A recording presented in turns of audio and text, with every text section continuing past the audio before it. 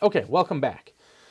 So we're going to start off this part with an exercise. I kind of want you to think about how relationships between men and women have changed. Okay, so if we think about what's happened in the past, how have things changed today? What are some different things that you think that in general, how have relationships in the United States, how have they changed, and then how have they stayed the same? Right? What are some things uh, that haven't changed over time? And I'll have this question posted in the discussion. There's a couple more questions that we're going to be going over as well. So think about this for a minute about how things between men and women have changed and how they've stayed the same. So, so if we want to talk about, continue our discussion on sexuality, one of the things that we have to look at is some of the research that's been done on sexuality, and this is sexology, right? Ooh. And if you've ever heard of this guy, Alfred Kinsey, and Kinsey was extremely important to researching sexuality in general. And the idea is that a lot of the stuff that he had ideas on, such as, sexual behavior, again, sort of going back to this idea of what's appropriate in the household versus what's appropriate in public, and sort of the idealism that's happening in public. He wanted to know what the deal was. Are Americans behaving a certain way and then doing something else, behind doors? What's happening here? So he spent a long time doing this research. And in 1948, he released Sexual Behavior in the Human Male. And then 5 years later, he did Sexual Behavior in the Human Female. These became known as the Kinsey Reports. And the Kinsey Reports became best sellers. Okay, so late 40s, early 50s, the Kinsey Reports became like some of the top sellers in the country. I mean, it was, people were buying it left and right, these books. And the idea is that what people were doing versus what they were saying was very different. And people were starting to learn about that, right? They were starting to learn that this behavior, these thoughts that I've had aren't, abnormal. They're, just not what everyone else is doing, right? And so this sort of, and if we think about things that happen in especially when it comes to change, oftentimes when we're dealing with big changes in our society, it usually takes about a generation to get there, right? We have something like the Kinsey Reports, and they become bestsellers in the late 40s, early 50s. What happens 20 years later, right? So we're talking about the 60s. What happens in the 60s? All of a sudden you have the sexual revolution. Why is that? Well, it took that long for these ideas that Kinsey was sort of discovering and then talking about to filter through the population. And now we've got these, we can put words to these ideas and concepts that otherwise had been either not known or not discussed. A lot of times, if we're talking about sexuality, in fact, a lot of times we don't talk about sexuality. But this gave people an opportunity to do so, to investigate, to challenge their ideals. And all of a sudden, 20 years after he publishes these books, sexuality has changed dramatically in the United States. And it all comes from understanding and educating the population about sexuality and how it can be expressed in a lot of different ways. And at this time, we start seeing certainly the LGBTQ community starting to become much more pronounced in our culture, right? In everyday lives. All of a sudden, it's no longer just a taboo thing to even talk about or to be expressed by. Now we've got civil rights, right? Now we've got a discussion about equality. So, when it came to education, that's kind of what we needed to have as far as dealing with these ideas, these concepts of sexuality. Sexuality and power, this falls into that public realm, and it sort of falls into the same categories as like race and ethnicity and gender, and how all of these things can be used within the social realm, and what can be capitalized on it, and who's got access to and who doesn't have access to, right? These are a lot of things that we're even still dealing with, just even within the last decade of being able to have marriages for gay and lesbian couples, right? If you understand how important being able to be married and to have those legal rights, how that comes into play, then you can understand how power can be used by the government, by individuals, and how it can be expressed, especially when it comes to ideas on like property, right? And who owns what. Oftentimes, government and religion are two of the biggest issues that sexuality has to deal with. What is considered to be legal, right? There are still states in this country that say that anal intercourse is illegal, or we talked about this at one point before, but being able to marry your cousin, like your first cousin, is legal in I think 17 states. So yeah, there's a lot of like precedent here that talks about how government and religion can have a huge influence on what is perceived as acceptable behavior. And we're still dealing with these kinds of issues on a regular basis, even though we're far from where we were 50, 60 years ago, right? We're not that far, right? We're still dealing with a lot of this.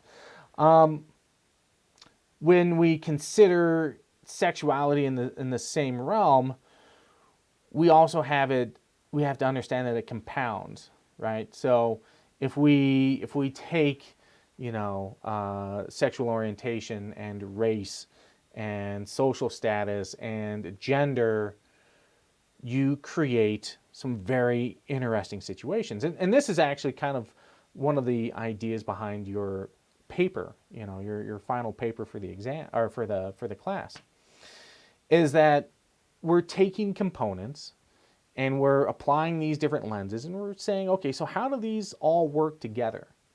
What kind of a social status do you think you're going to have in this country if, that's say, you're a woman, you're lesbian, you're black, and you're poor, right? Let's take those four things and combine them.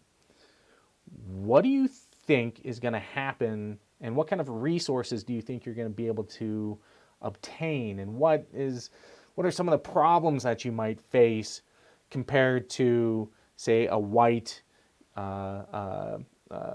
gay,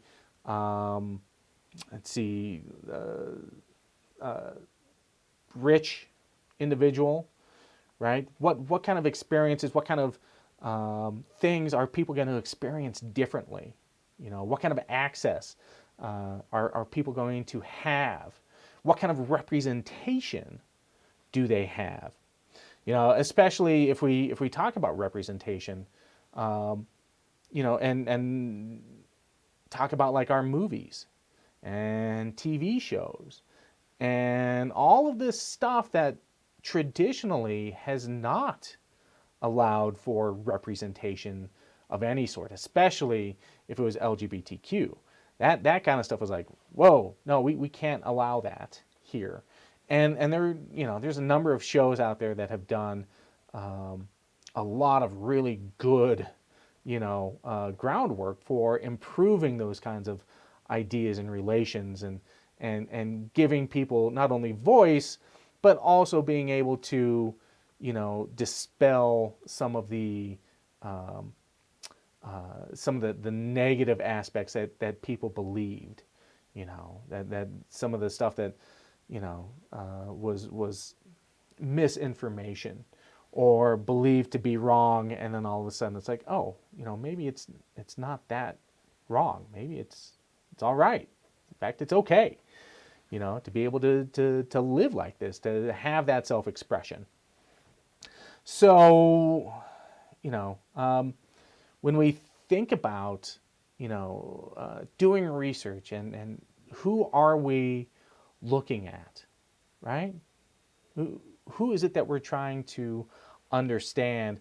And if we go into a community, you know, what are those minority communities? And I'm not talking about minorities as far as like, you know, racial minorities. I'm talking about like cultural minorities. You might have a community that is, for all intents and purposes, the same race or the same ethnicity, but there might be other minorities in there that could be represented by the LGBT community or socioeconomic community. And so those things can, you know, as we approach things in a holistic way, you know, we have to look at those other lenses and see how they fit into that larger group, right? And how are they represented? You know, are they represented in a positive light or in a negative light? And that'll help us understand that community in a much greater depth. One of the things that we sort of also have to talk about when it comes to sexuality is and we talked about sort of like, you know, pair bonding is sort of like the wedding crisis. And I call it the wedding crisis because I think it's a very interesting subject to discuss. So the industry behind weddings, and believe me when I tell you that it is an industry, and it is an industry that is focused typically on women, right? You know, if you compare like the clothing for men and women, right? Guys go out and they rent a tuxedo, right? And that tuxedo is probably going to cost between 80 and 120 bucks, right? Not that much. But that wedding dress, ooh boy! In fact, we've come up with TV shows, and you know, I don't even want to go in. I'm not interested in any of those TV shows, but you know, like finding that dress, finding that perfect dress for that perfect wedding that you have been dreaming about since you were a little kid. And that's the thing right there, is that the wedding industry has manufactured the desire for kids to get married. For our culture has said, you know, this is what the picture perfect wedding is going to look like. And the wedding industry has catered to that and really pushed hard to try and find ways to capitalize. The average American wedding costs $30,000. And annually, that brings in like $80 billion. $80 billion for weddings. I mean, that's huge. And the average wedding costing $30,000? I mean, wow. So, what do we look at this? How do we try and sort of understand how weddings are conducted and how people, how their ideals are connected to this? Because if we're willing to spend $30,000 on a single event, and that's the average, that's not big time, what drives us to do that?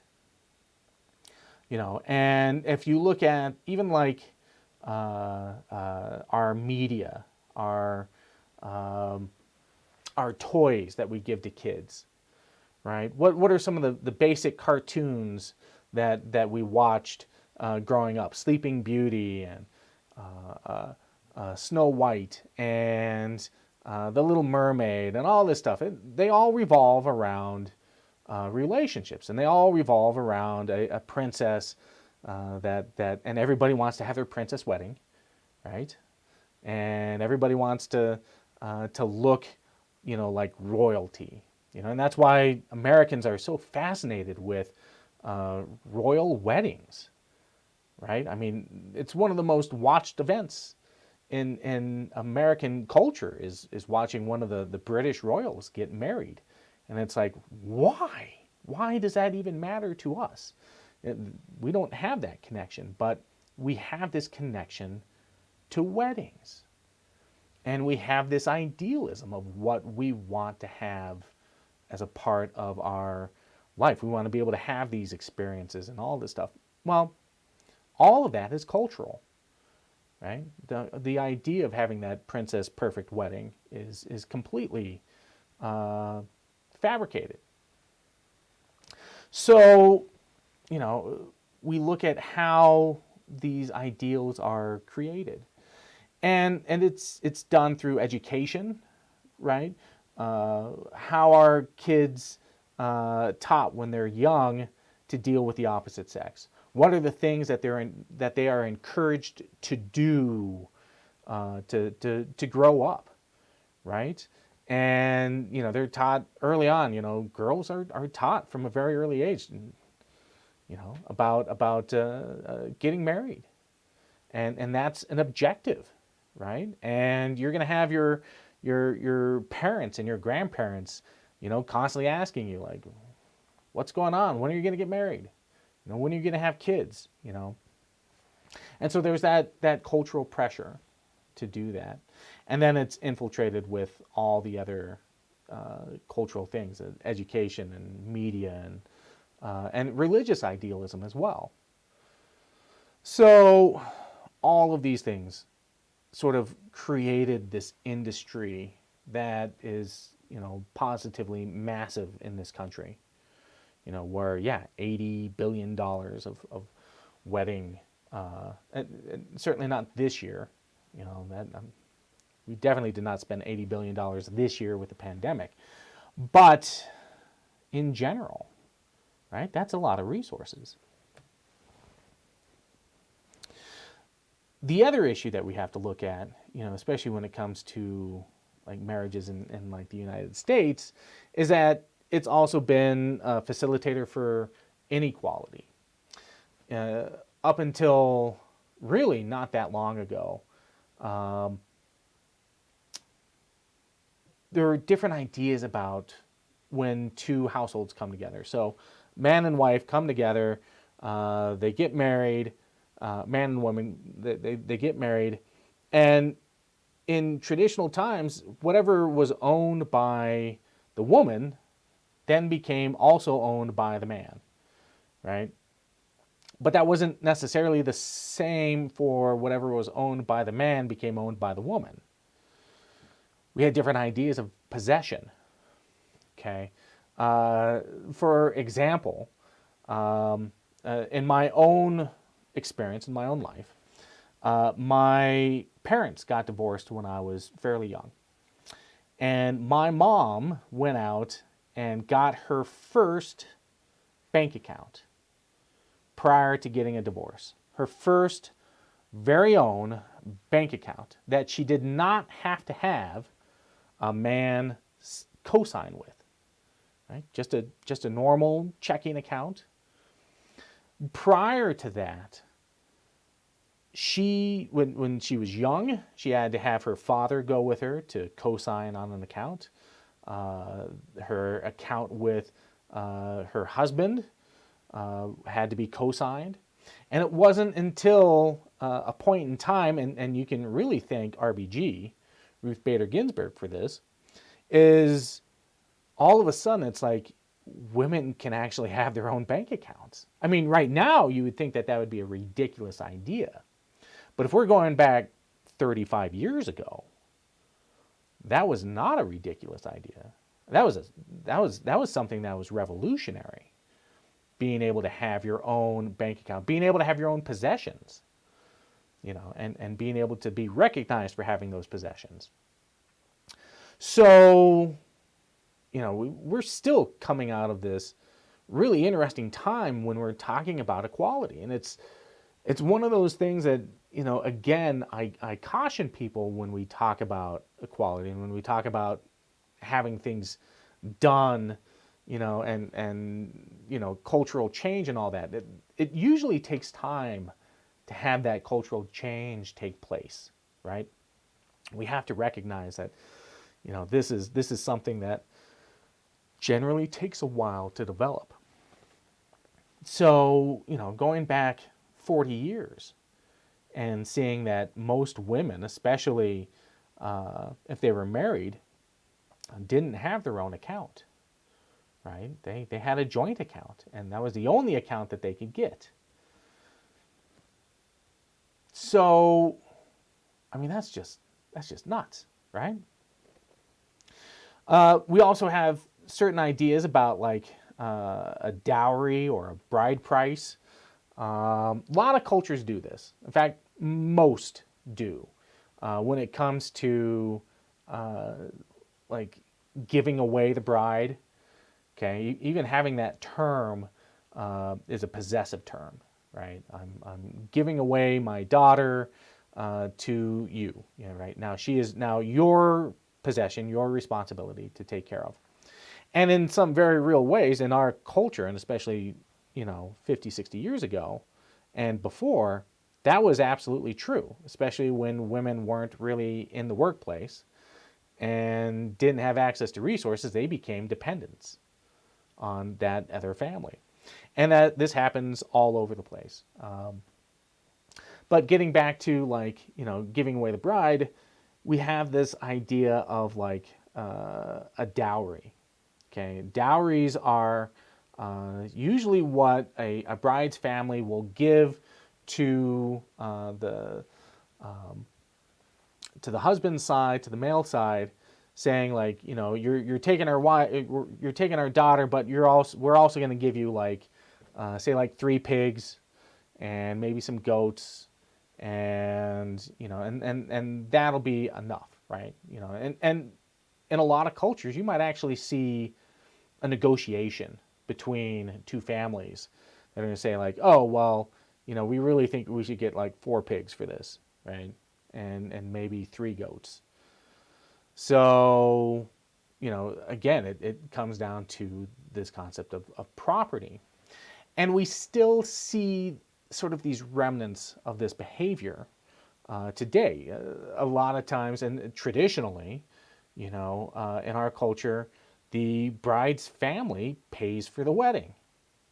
Well, that's a dowry, right? That is if the bride's family is paying for the wedding and they're paying for the food and the accommodations and all of that stuff, it's the same thing, right? We've just changed how it gets turned around. The interesting thing about American culture too is that we also have like a bride price, okay? And we've changed sort of this bride price around a little bit. And it comes in the form of that ring, right? You got to put a ring on it. And I was about to do the dance and the singing, and I realized that was probably a bad idea.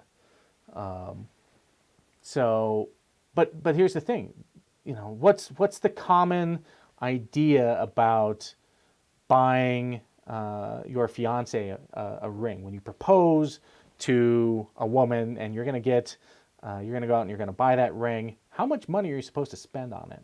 And, you know, depending on where you're coming from, it's like 2 months or 3 months of your salary. That's how much you spend on that ring. So that represents a lot of money, right? And it all goes into a ring, and then that ring stays usually with the female side of the family, right? It gets passed on from daughter to granddaughter, or it might go to a sister, or it might go to, you know, someone else. It all depends on what happens, but it oftentimes stays on that side of the family, on the woman's side of the family. So we still have these old traditions that have been turned around to sort of meet modern expectations, right? We don't trade in goats and pigs, but we do have money that we can, you know, buy pigs for a meal, right? Or we can, you know, rent a hotel, or we can, you know, rent some venue to have this wedding at, and then, you know, have it catered and have photographers and all that stuff. And a lot of times it's all done by the bride's family. So again, we have these cultural ideals that or cultural practices that might not seem like they come from some, you know, arcane ideals of bride prices and dowries and all that stuff, but we still have that ingrained in our culture. Let's see. Yeah, a lot of it comes down to possession, right? When it comes to, especially when it comes to sort of Western idealism, and how we have treated the different sexes, and how even within marriage, you know, how is sexuality expressed? And for a very long time, it was definitely male dominated, and to certain extents, even to today, we still have certain ideals within the family makeup, and a lot of times it can still be male dominated, and it is even expressed through even like pandemic times, as more and more people are out of work, and you've got families that are now staying at home, you know, for whatever reason, working from home, doing all that kind of stuff. We have different ideals about who does the domestic work. So even when, let's say, you have equal amounts of time of men and women staying at home, there is still more women that are conducting that domesticated work. You know, the cooking and the cleaning and taking and the rearing of the children, and all of that stuff is still separated by the genders, right? And by the and how sexuality comes into this. It's absolutely fascinating to look at and to see what's going on within our own communities, especially right now, and how things are changing. And things are changing for the better. But we're still seeing bits and pieces of these old ideas still being, you know, kind of a big part of our culture. So here's an interesting question I think we should ask. What would be the benefits if we eliminated the practice of marriage? Right? What would be the benefits? What would be the problems? You know, what do you think would happen if we decided, hey, we're just going to abolish marriages altogether. Everybody is now single. What do you think is going to happen? You know, just a strictly hypothetical question. You know, but put your thinking cap on and say, you know, wait a second, what do you think would happen? So take a moment to consider this, and then we'll come back to the next section of the lecture. Okay.